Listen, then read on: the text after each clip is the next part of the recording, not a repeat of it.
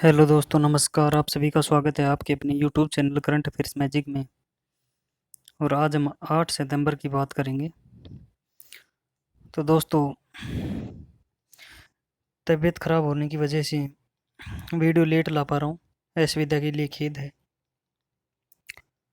तो हमारा पहला क्वेश्चन है कि आई रखवाली ऐप किस राज्य सरकार ने लॉन्च किया है। तो जो आई रखवाली ऐप है, ये पंजाब सरकार ने लॉन्च किया है। और पंजाब सरकार ने पंजाब राज्य में हरियाली बनाए रखने के लिए, पर्यावरण संरक्षण के लिए इस ऐप को लॉन्च किया है। और इस ऐप को राज्य सरकार विकसित पंजाब में पर्यावरण को बनाए रखने और इस प्रक्रिया में लोगों के हितधारकों, जो हितधारक हैं, उनको जोड़कर रखने का प्रयास करेगी। और इसके तहत ही ये लॉन्च किया गया है। आई रखवाली ऐप लोगों को अधिक से अधिक पेड़ लगाने और ग्रीनरी सेवियर्स बनने के लिए प्रेरित भी करेगी। पंजाब के जो मुख्यमंत्री हैं वो कैप्टन अमरिंदर सिंह हैं और यहाँ के राज्यपाल हैं वीपी सिंह बदनौर।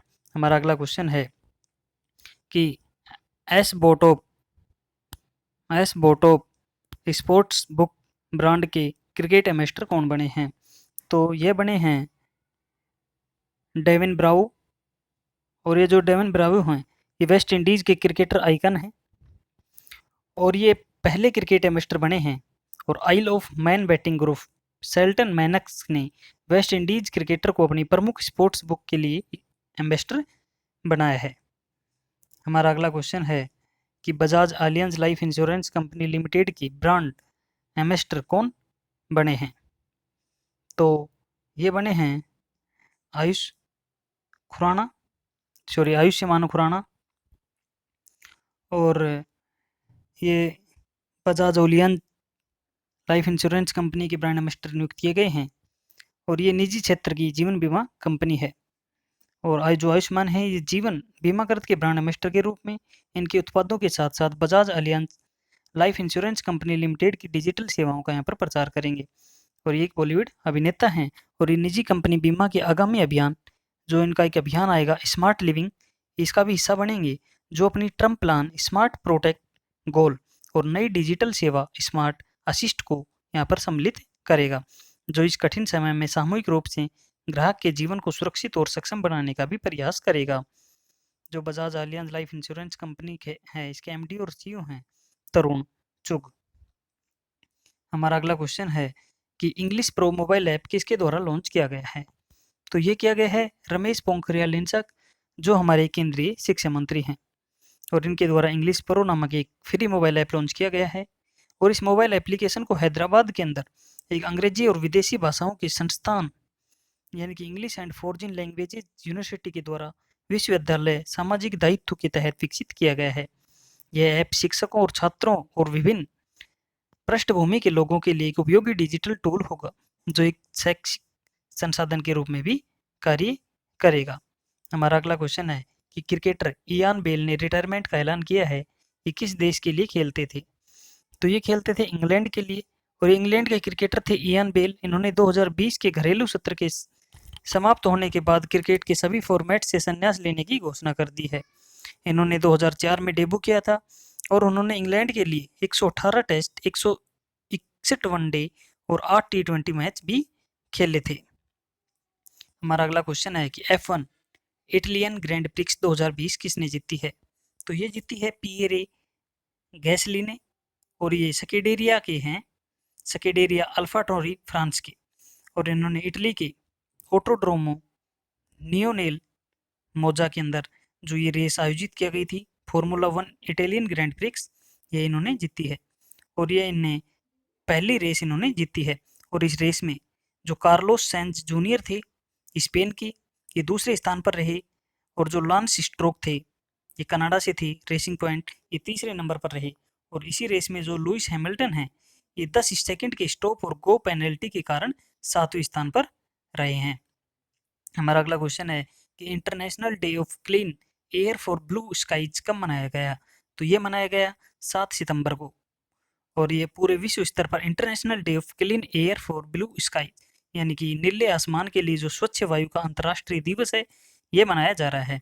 और इस दिन को जो मनाए जाने का उद्देश्य है वह है व्यक्तिगत, सामुदायिक, कारपोरेट और सरकार सभी स्तरों पर लोगों में जागरूकता बढ़ाना कि हमारी स्वच्छ हवा, स्वच्छ स्वास्थ्य, स्वास्थ्य जीवन, अर्थव्यवस्था और पर्यावरण के लिए कितनी अधिक ये महत्वपूर्ण है। अगर इस दिन की बात करें तो यह इसी वर्ष यानी 7 सितंबर 2020 को ये पहला अंतर्राष्ट्रीय दिवस मनाया गया और संयुक्त राष्ट्र महासभा ने इसे 74वें सत्र के दौरान 19 दिसंबर 2019 को यह दिवस मनाए जाने का आह्वान किया था। जो WHO है इसका हेडक्वार्टर जिनेवा स्विट्जरलैंड में है और इसके महानिदेशक हैं टेड्रोस एडनहोम। हमारा अगला क्वेश्चन है कि एशिया और प्रशांत के 35वीं FAO क्षेत्रीय सम्मेलन 2020 का आयोजन किसकी अध्यक्षता में हुआ है।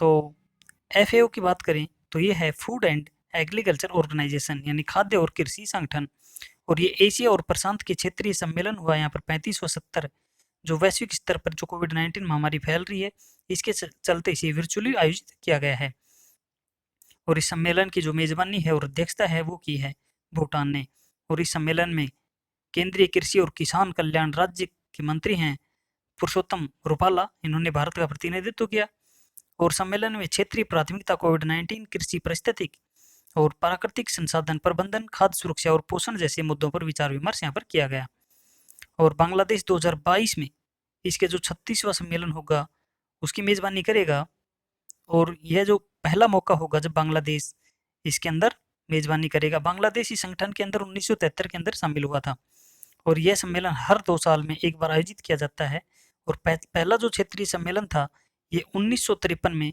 बेंगलोर भारत में आयोजित किया गया था। जो खाद्य और कृषि संगठन का हेडक्वार्टर है वो रोम इटली में है। इसके प्रमुख हैं क्यू डोंगर्यू और इसका संगठन है ये जो इसकी स्थापना हुई थी ये 16 अक्टूबर 1945 को हुई थी। हमारा अगला क्वेश्चन है कि N95 मास्क कीटाणु रहित करने के लिए चक्कर डी को डिवाइस किसने लॉन्च किया है। तो यह किया है IIT दिल्ली ने और IIT दिल्ली ने इनक्यूबेटेड स्टार्टअप चक्कर इनोवेशन ने N95 मास्क को कीटाणु रहित करने के लिए एक विशेष डिकंटेमिनेशन डिवाइस चक्कर डी को लॉन्च किया है। जो IIT दिल्ली है इसके निदेशक हैं वी राम गोपाल राव। हमारा अगला क्वेश्चन है कि society of Indian automobile manufacturers का नया अध्यक्ष किसे चुना गया है।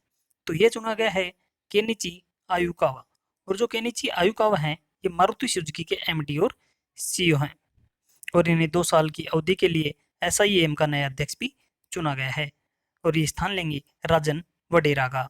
ये राजन वडेरा के स्थान पर इन्हें नियुक्त किया गया है।